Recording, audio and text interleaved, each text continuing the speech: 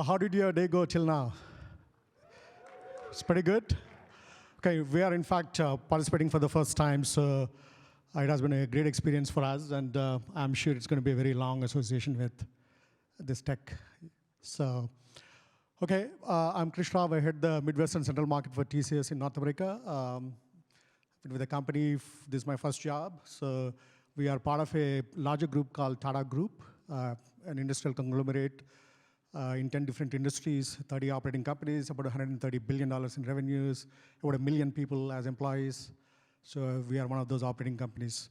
So when I joined this company straight out of college, after doing my master's in engineering from one of the IITs in India, these are like the Ivy League schools in India, first job, first interviews, we were a 6 million startup. So this year, on 31st of March, 2023, we closed at 28 billion in revenues, with about 600,000 people as employees.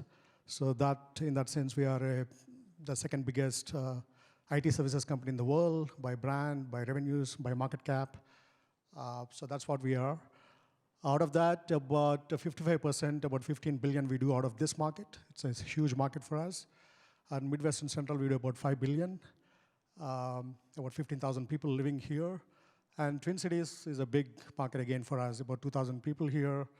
We work with about 60 plus customers. Some of the customers that you would hear from are some of the panelists here are some of our customers.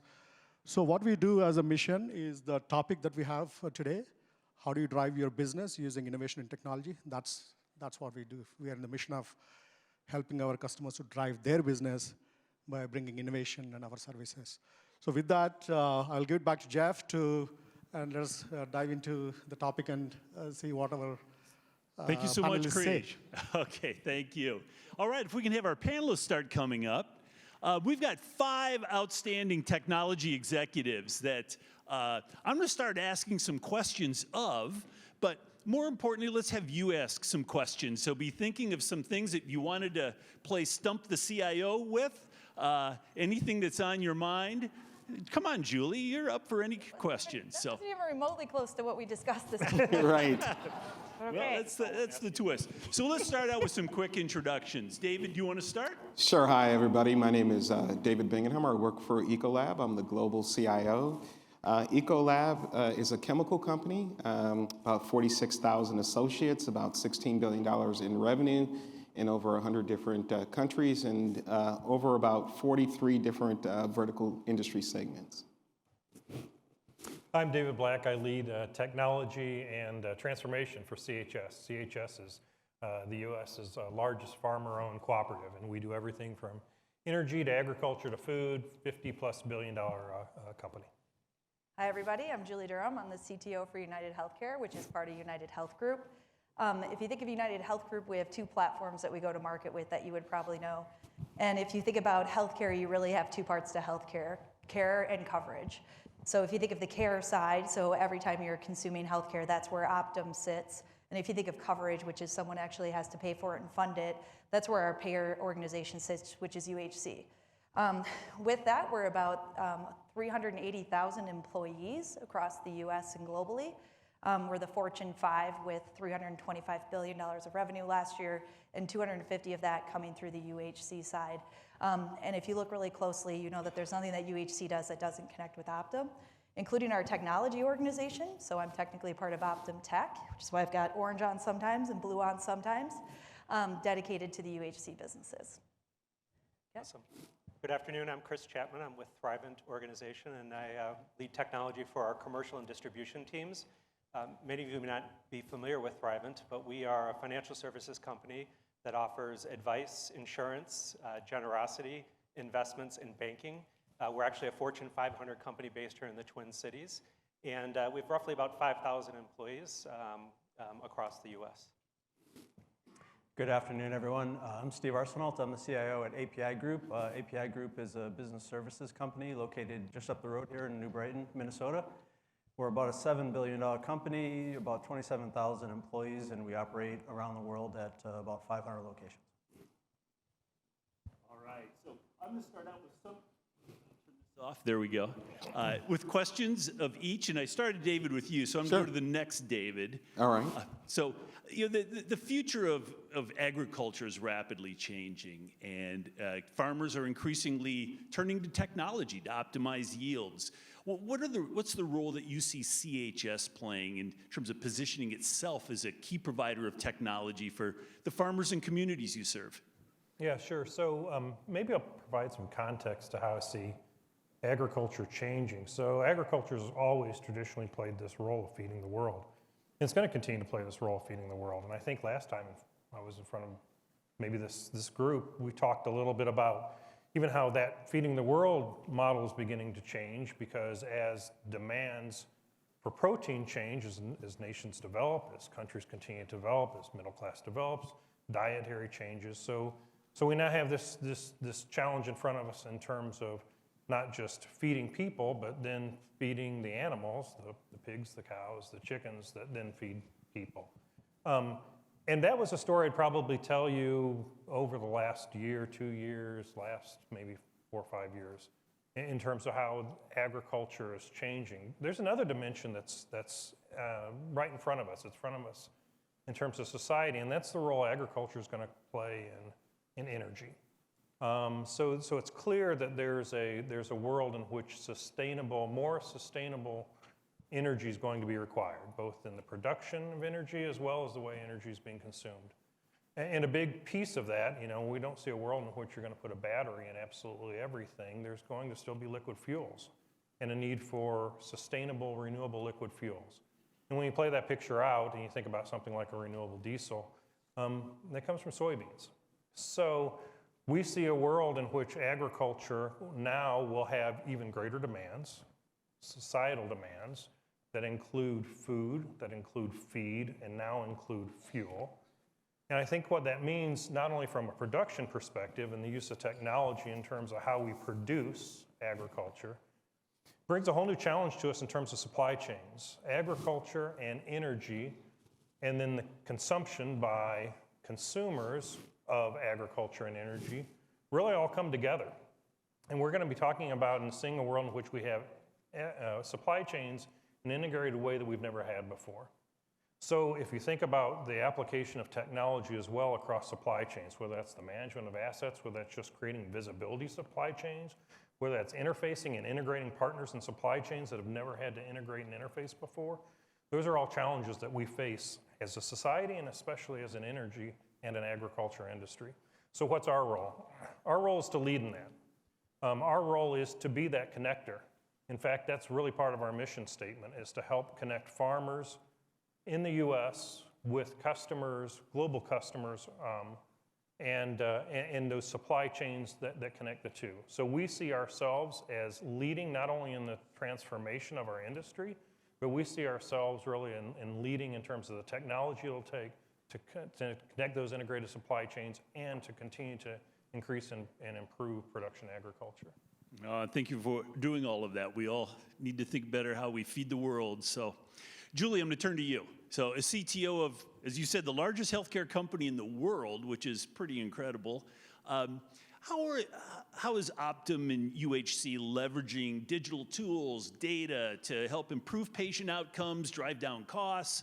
Share a little bit about what's going on in the world of healthcare. Yeah, definitely. And also just the expectation of IT's role in that is completely different than I think even when I started with UHG 7 years ago to now.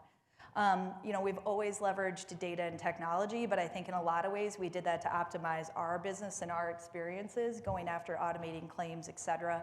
And I think in the last 18 months, you'll hear United Health Group not only do, but say with conviction our move to becoming a consumer-based company. So what we didn't focus on was really good experiences for us, and that's been a huge part of our focus, at least starting on the UHC side and connecting into Optum. To the point that even though I'm accountable for all of our digital capabilities that are UHC experiences, we don't even call our team digital. Actually, my product partner doesn't call his team the digital team. He's consumer product, and I'm consumer engineering, and how do we change that obsession over the experiences that you have, whether that's on the payer side or whether that's on the Optum side.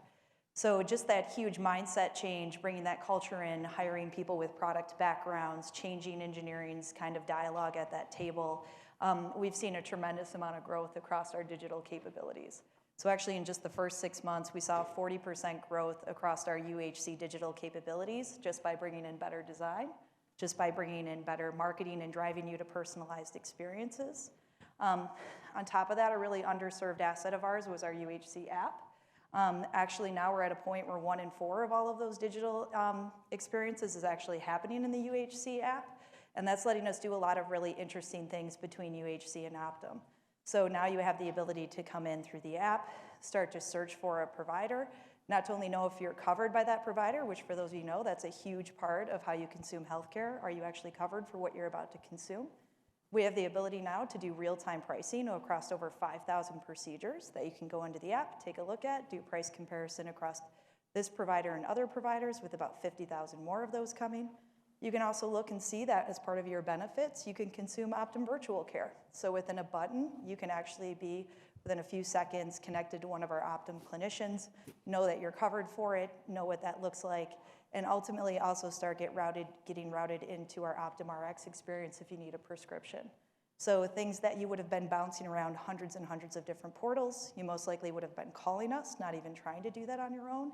We're able to bring to market really quickly across both the Optum experiences and ours. Now again, we aren't always prioritizing those because those are necessarily optimizing our business, but we know those are extremely important moments for you that matter, and having those be elegant, simple, quick, and in the palm of your hand is really huge. So now between the app use and also the mobile phone, we're about 55% of all the interactions coming into UHC are actually on your phone. Which you think about 2 years ago, healthcare wouldn't have been focusing there. We wouldn't even thought that that would be an experience we would drive. The other main thing that we found is the reality is the more you engage with your health, the more healthier you're gonna be. So how do we do that? So how do we start to have more real-time rewards you can consume? So we launched a new program called UHC Rewards. Simple things like signing up for paper-free, get cash, things like partnering with Apple and getting an Apple Watch and being able to get that part of your benefits, and also launching completely new programs for our Medicare and retirement population, which is something that we call UCard, where again, on your phone, you can walk into a pharmacy, do something over the counter, scan that product. You can then take that product with the barcode right up to the point of sale and walk out with it. So I don't think these would have been things I would have even expected from UHC, say 2-3 years ago. And you can see that from that, we're even using our back-end Optum Bank in order to finance those. Couldn't do that if I was just a payer.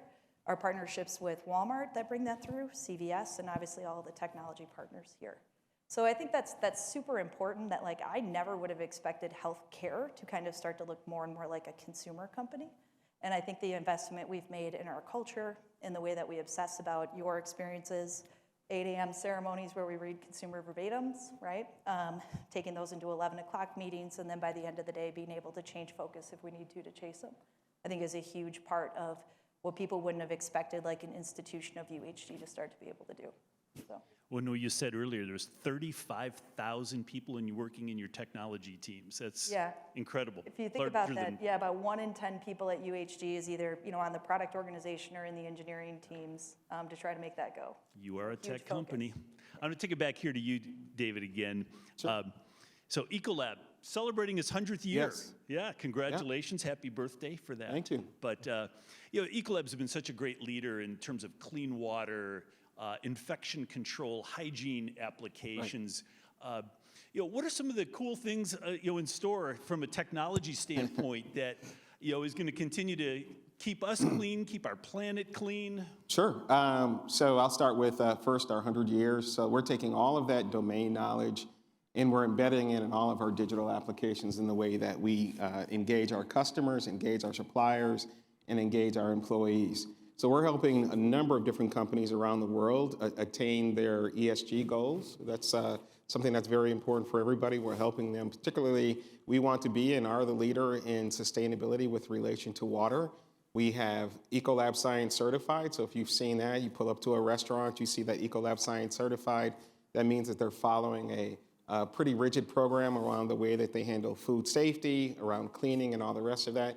We also have now Ecolab Water for Climate, which is all around utilizing water, managing water scarcity. And if you utilize water more efficiently, you reduce your overall energy consumption, which reduces your overall CO2 footprint, which is better for the overall climate and helping us, achieve a sustainable goal. The other thing that we do is since day one in 1923, when one of our founders was in a hotel room and he saw a stain and wanted to figure out a way to really clean that stain, we've always been a very customer-centric organization.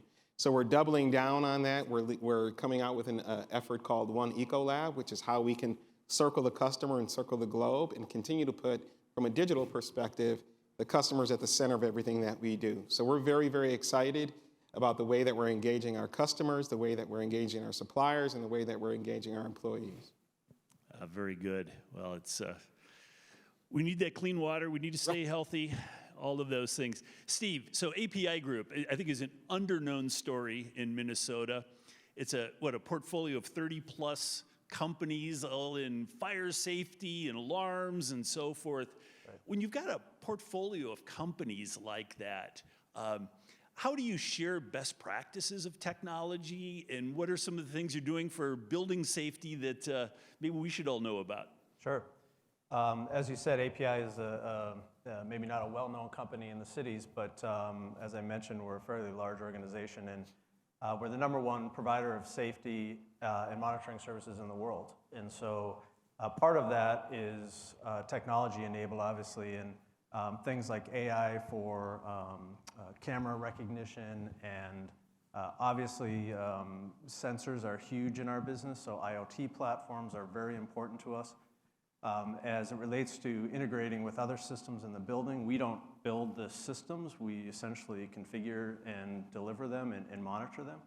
And so there's a lot of technology in what we do. But to your second part, and I notice I'm the only one you asked 2 parts to, Jeff, so I'm not sure why you're not treating everyone fairly here. But I knew you were capable of it, Steve. So. Okay.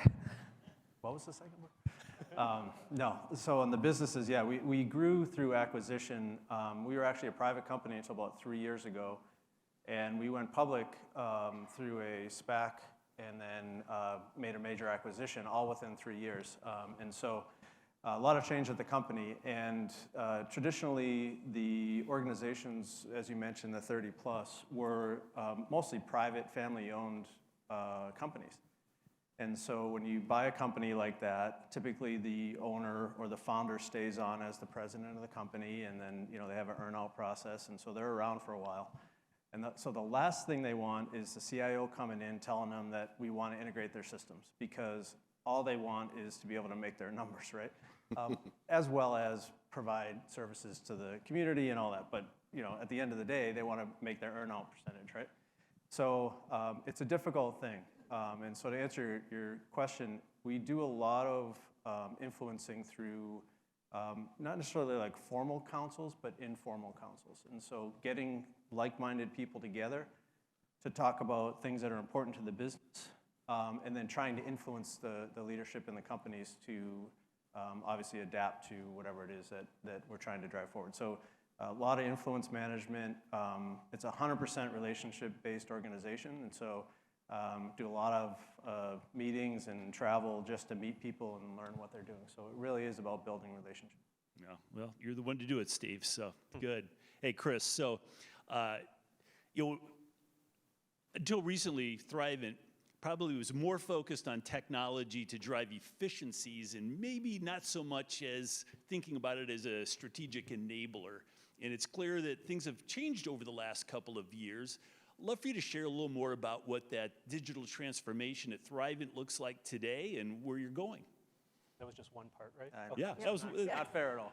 But there's a lot All right, to that. How I'm going to do on that. So, yeah, I think that's a good summary. Thrivent is a 100-year-old company that has been very customer-focused and delivering financial services, primarily insurance, through an advisor community that was a captive community. And that's been a great model for success. But we also know our clients' expectations are changing and how they want to work with us.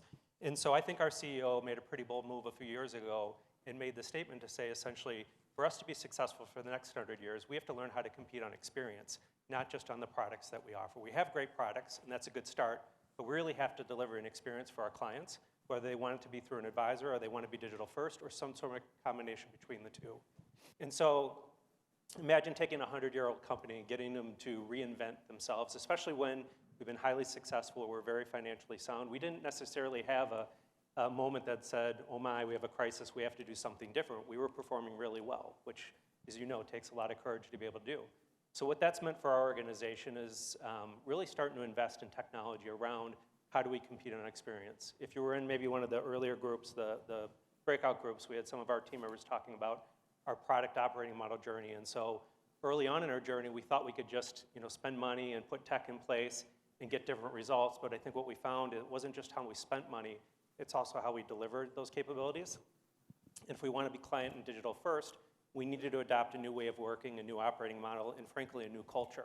So we have all these things going in right now, right, trying to reposition the company so we can continue to give great experience through our advisors, but also open up other channels that we can deliver, whether it's our digital channel or a shared channel where maybe you start online and then you move to advisor or vice versa. And that's challenging us to think very differently in the way we work.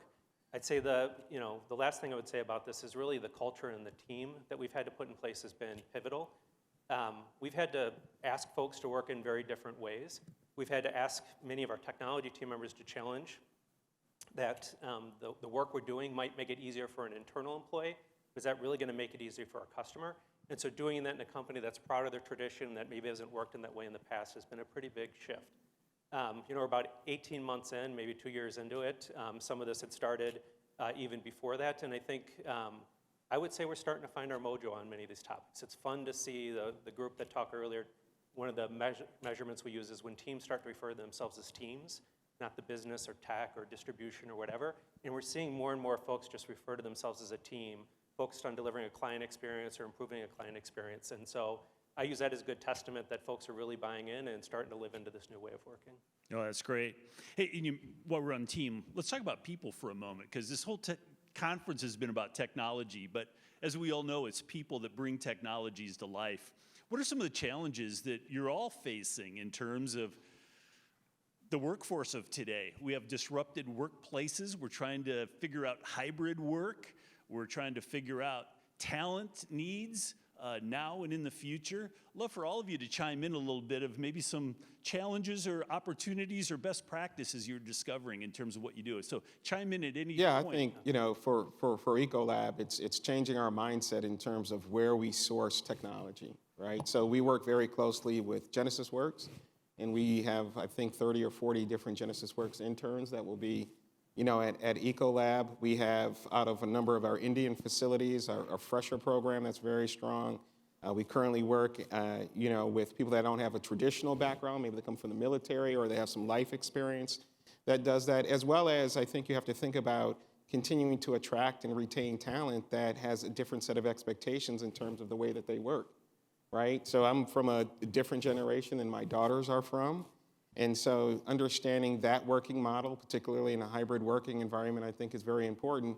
And career pathing and opportunities and allowing people to grow is something that's also very, very important. So we're laser focused on it. We have a talent council every month where we focus on talent development, growth, who's ready for their next promotion, who wants to rotate. And we also have a global mindset. So we don't have this mindset that says, if you're in a particular country, you can only do a particular job. My entire leadership team is global, and I have leaders all over the world, and we source talent from all over the world. So we're definitely in it to win it. In it to win it, I like it. In it to win it. Anybody else want to chime in what you're doing in the workplace? Jeff, yeah. So I think, for API, we're not as even close to as large as the other represented organizations on the stage here. So it really is, we recruit for culture fit. Because it's much more important to us that people can work within the environment that we have at API. Obviously, we want them to have key skills and understand, their job and both technically and otherwise. But for us, it really is about screening for those that will fit into the culture of the organization, so that both A, they're productive, but B, happy when they get there. So it's important for us to look at that when we're screening for new hires. I'd say for Thrivent, it's an awesome challenge because I think we have one of the most incredible places to work. Our mission, our purpose, I say this to folks all the time, we have some of the best human beings that I've ever gone to work with, and folks don't know about it, right? So half the battle is folks knowing who Thrivent is, knowing that we've got a technology team and that we're investing. And I think once we get folks attracted to Thrivent and they peel back the layer a little bit and understand our generosity programs and how we serve our clients, it's a pretty compelling story. And so you have plenty of folks that have been there for a long time and have enjoyed that for many years. And as we're attracting additional talent, I think it's just getting that story out and letting them know who we are and our purpose that we serve. I think we've taken an approach of being committed to a hybrid work environment, and so I think that has introduced both challenges as well as opportunities.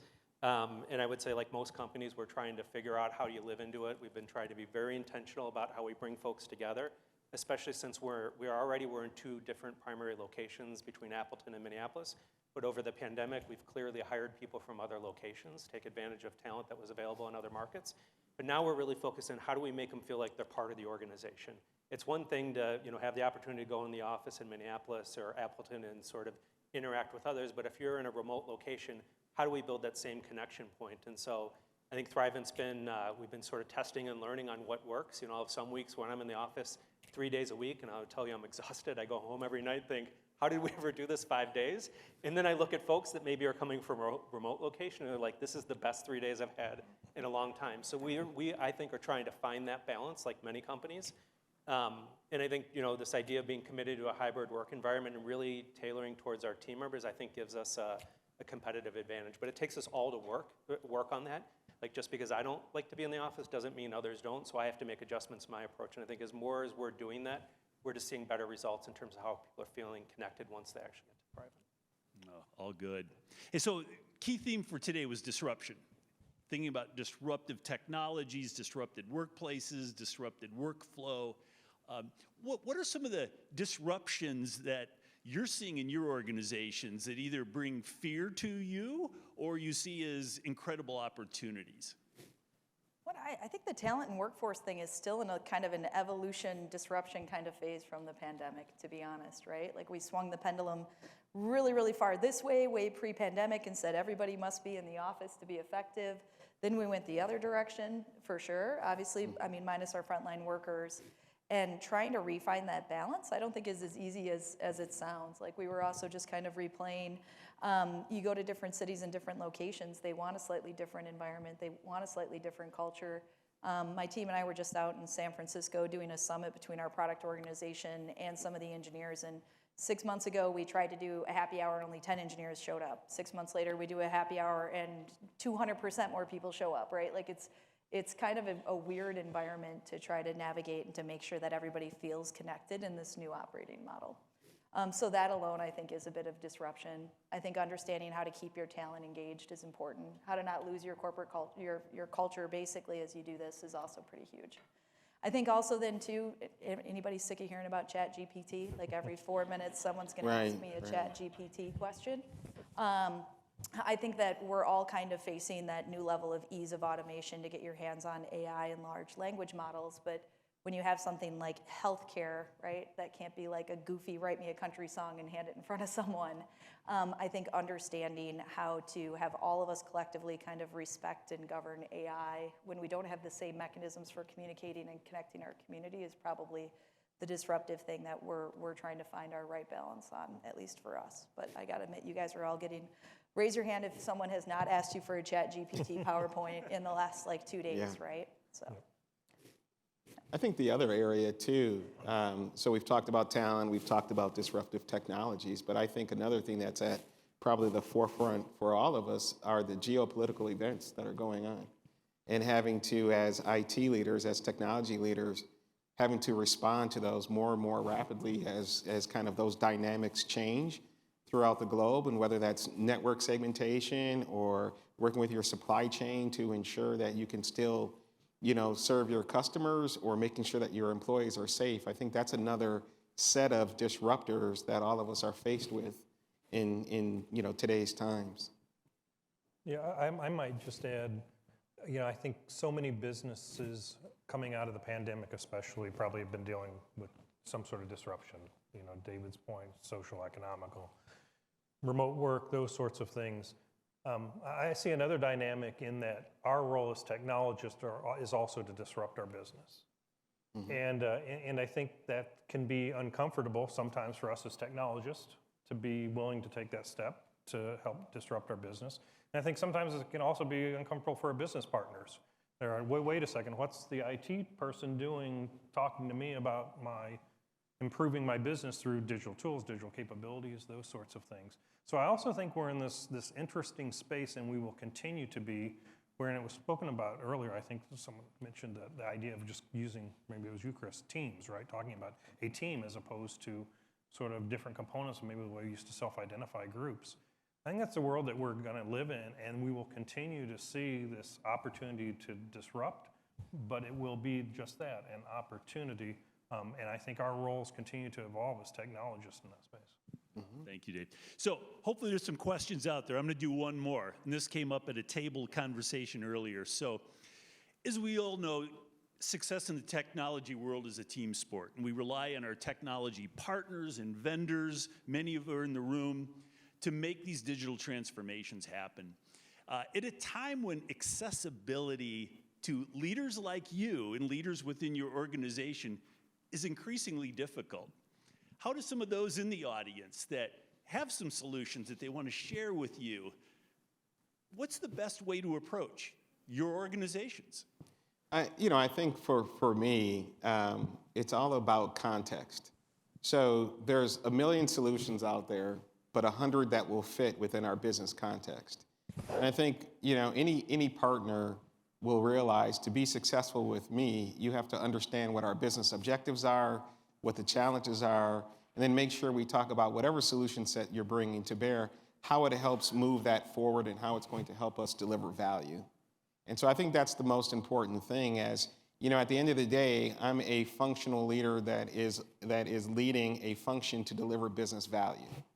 And so as the CEO makes decisions about where he's going to allocate capital, what our strategic objectives are, it all gets back to the value that this function is delivering to the enterprise, to our customers, and to our employees. So I think it's all about having a value-based conversation. Yeah, Jeff, I would, from my perspective, my role at the company is essentially a master translator, like trying to take what's available in the market, how does that differentiate us as a company, and bring it forward in maybe not language, but an approach that makes sense for the other functional and business leaders in the company. And knowing the company is really important for, especially partners, but for internal folks. Understanding, how we deliver services, who delivers them, how we make money, how the cash flows, all of that, right? It's super important. And, the technology is secondary to fulfilling the goals of the company. So, translated, I guess, is the story. Like, try and kind of bring it to a point where, somebody like me can bring it to our executive committee, and it would make sense to them. So I like where David was going. It's really around context of our business and how your solutions can help us. I'll tell you what doesn't work for me is when you say, well, 3 other financial service providers are using this software. and it still happens. Like, what is the context of how you can help us deliver value for our clients or for our advisors is really important. So one of the things we've tried to do is we actually tell our story to our vendor partners. We share our business strategy, we share the context, we talk about our goals, and we ask them for what are their ideas to help us do it, because not all the ideas are going to come internally. And then when we work together, I think what we ask is, we generally don't want to outsource the work. We want to partner with you. You want to be an extension of our teams, because we're going to feel ownership on the backside, whatever the solution is, to be able to own it and run it and continue to deliver value. And I think that's maybe a shift in the last 10 years that I've seen, that not all of our partners have made that leap.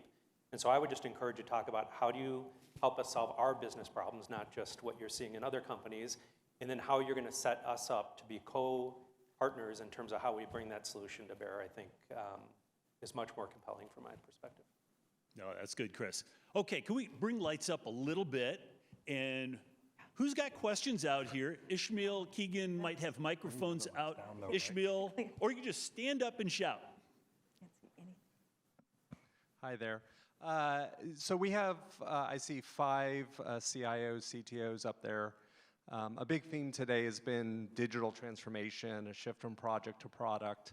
It'd be interesting to hear for each of you about your product partners. Do you have a single one? Are you outnumbered? Are they a peer? Are they more junior than you? How's that look in each of your organizations? I think for us, the definition of a product owner is still evolving. I think, you know, our business stakeholders are intimately familiar with waterfall and being involved at the beginning of an initiative and at the end of an initiative, right? And the initiative's taking a long time. I would say that we have better engagement with the functions or the businesses that are driving their digital transformation, and we're helping to enable that. And the functions that are not, it's harder to articulate to them the value of a product owner and everything else. With regards to the overall level of them, it really depends upon the digital maturity of the function or the market or the region that we're dealing with. Some of them are at an SVP level, some of them are at a plant manager level. So it really just depends, but it is something that we are working on as we continue to do our digital transformation. And I'm only going to ask if maybe one other answers that wishes to, and then we'll have other questions versus all 5 answering the same. I can kind of share my current experience, which was definitely an evolution and actually started with years of Agile and product. But I was fortunate enough a year ago to sit down and actually write a white paper that said this is what the organization would look like as we do our digital transformation. Describe very deliberately that the product owner is the CEO of that area. This is what they're accountable for, how they partner with engineering. Ultimately, they make the final decision, but there is a lot of influence from the engineering team, and these people were senior executives at the company that we went after. These were not BAs who write stories. So I think that was a little bit unique, where we decided to do a pretty substantial investment in bringing senior SVP and EVP level talent in, at least to United, to start kind of some of that wave that I think other business units are following. But that was years in the making of really being very clear that these are leadership positions. These are really hard positions too, by the way. And also making sure that they were on a level playing field with the P&L owners, because they've got to go do combat across the organization for scarce resources in their idea versus others. So. All right, other questions? It's a timid bunch. Yeah. Somebody in the back there. There we go. You can shout, or Ishmael's got a microphone for you. Our question is for David Black. You mentioned earlier about biodiesel and some of the trying to do renewable energies and helping the farming community do that. Has CHS ever looked into setting something up, coming from a small town in central Minnesota guy with dairy farmers? You have the manure pits of some of these large farms now that they become more corporate, having anywhere from 500 to 1,000 head of dairy cattle that they're working with, and maybe doing something to put something together with capturing the methane and using that as a renewable energy too. So maybe I'll give you 2 answers to that question. First, I can't say that the answer is no. We haven't specifically talked about methane. However, from a sustainability perspective, there's work underway in terms of technologies just to capture greenhouse gas, whether that's across a number of different kind of assets across the farming community. So I guess that would be one point. The other point, we do have a venture capital fund where we do corporate venture capital work and really invest in ag technology. And sustainability with a focus in this space is definitely one of what we call fields of play, but one of the areas that we're looking to make investment in ag tech startups. Any others? Way back, Allison. Yeah.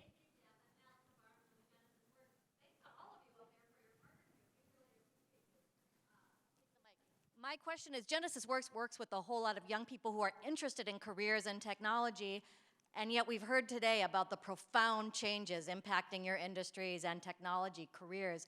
What advice are you giving to young people who want to pursue careers and technologies to have a long, relevant career? Or maybe it's advice to people who need to reinvent themselves because of some of those profound trends we're seeing. Yeah, I would say, especially with the folks, Genesis Works young professionals we have at the company, my discussions with them have been, be curious and flexible, because the technology skills are foundational to kind of future opportunities, right?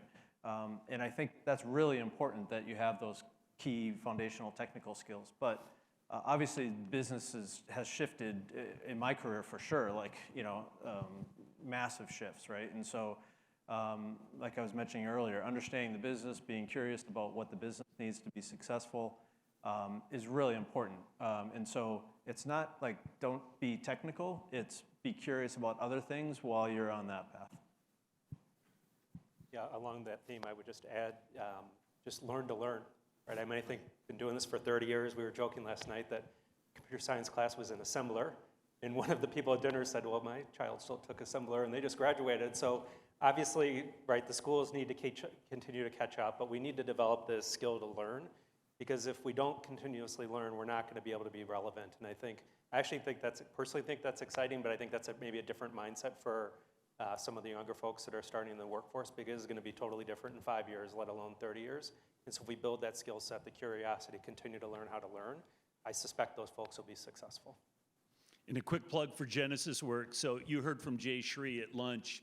We need to build our next generation of technologists. And if you are not engaged with GenesisWorks today, encourage you to talk to Allison or anybody else from the GenesisWorks team, because it's a great program to really build that tech diverse workforce that we all need.